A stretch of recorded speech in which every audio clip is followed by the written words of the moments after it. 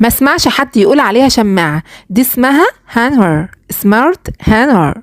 يا سلام عليا وعلى الاكسنت بتاعتي. عايزاكم بقى تخلصوا مرتب الشهر كله عليهم ولا يهمكم.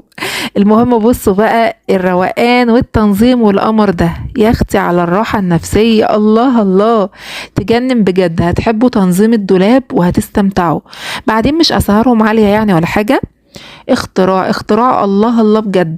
بصوا بقى على استغلال المساحات، وان الدولاب بتاعكم مش هيبقى مكركب ولا حاجة، وقمر.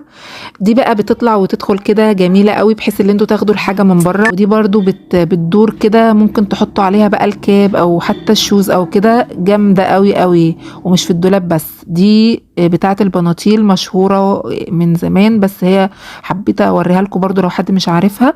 احلى حاجة فيهم ان هم ممكن يتفرطوا كده، وممكن اللي انت ايه تقوموا يعني قافلينهم، بحيث ان هم ما ياخدوش اي